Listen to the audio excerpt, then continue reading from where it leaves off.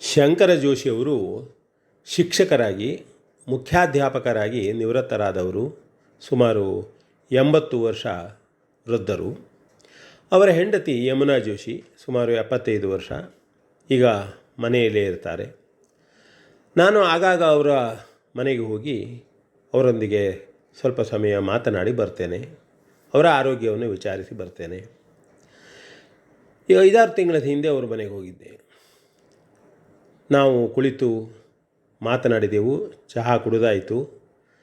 ನಾನು ಹೊರಡುವಷ್ಟರಲ್ಲಿ ಯಮುನಾ ಜೋಶಿಯವರು ಬಂದು ಹೇಳಿದರು, ಭಾಗವತರೇ, ಬೇಜಾರು ಮಾಡಬೇಡ್ರಿ, ಬೇಸರ ಪಟ್ಕೊಳ್ಬೇಡ್ರಿ, ನಾನು ನಿಮ್ಮ ಎದುರಿನಲ್ಲಿ ಕುರ್ಚಿಯ ಮೇಲೆ ಕಾಲಿಟ್ಟುಕೊಂಡು ಕೂತ್ಕೊಂಡಿದ್ದೆ ಅಂತ ಹೇಳಿದರು. ನಾನಾಗ ಹೇಳಿದೆ, ನೀವು ಹಿರಿಯರು ಕಿರಿಯರ ಎದುರಿನಲ್ಲಿ ಹಾಗೆ ಮಾಡಿ ಕುಳಿತರೆ ತೊಂದರೆ ಇಲ್ಲ, ಕುಳಿತುಕೊಳ್ಳಬಾರದು ಹೇಳ್ತಕ್ಕಂಥದ್ದನ್ನು ನಾನು ಒಪ್ಪುತ್ತೇನೆ. ಆದರೆ ಅತಿಥಿಗಳು ಬಂದಂಥ ಸಂದರ್ಭದಲ್ಲಿ ಹಾಗೆ ಮಾಡುವುದು ಸರಿಯಲ್ಲ ಅಂತ ಹೇಳಿದಾಗ ಅವರು ಹೇಳಿದರು, ನೀವು ನಮ್ಮ ಅತಿಥಿ, ಅದಕ್ಕಾಗಿ ನಾನು ಹೇಳಿದೆ ಎಂಬ ಮಾತನ್ನು ಹೇಳಿದಾಗ ನನಗೆ ಅವ್ರ ಬಗ್ಗೆ ಇನ್ನಷ್ಟು ಗೌರವ ಹೆಚ್ಚಾಯಿತು. ಯಾಕೆಂದರೆ ಇಂತಹ ಸಂಸ್ಕೃತಿ ನಮ್ಮಲ್ಲಿ ಶಂಕರ ಜೋಶಿಯವರು ಯಮುನಾ ಜೋಶಿಯವರಿಂದ ಉಳಿತಾ ಇದೆ, ಹರಡ್ತಾ ಇದೆ. ನಾನು ಕೂಡ ಅಂಥ ಸಂಸ್ಕೃತಿಯನ್ನು ಬಯಸ್ತೇನೆ. ಹಿರಿಯರು ಬಂದಾಗ ಎದ್ದು ನಿಂತ್ಕೊಳ್ಬೇಕು, ಗೌರವ ಕೊಡಬೇಕು.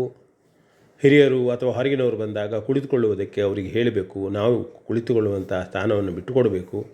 ಹೀಗೆ ಅತಿಥಿಗಳು ಹಿರಿಯರು ಬಂದಂಥವ್ರಿಗೆ ಗೌರವ ಕೊಡುವಂತಹ ಆ ಸಂಸ್ಕೃತಿ ಭಾಳ ಒಳ್ಳೆಯದು. ಅದನ್ನು ನಾವು ಇಟ್ಟುಕೊಳ್ಳಬೇಕು. ನಾನು ಅದನ್ನು ವಾಟ್ಸಪ್ಪು ಫೇಸ್ಬುಕ್ಗಳಲ್ಲಿ ಕೂಡ ಈಗಾಗಲೇ ಬರೆದಿದ್ದೇನೆ.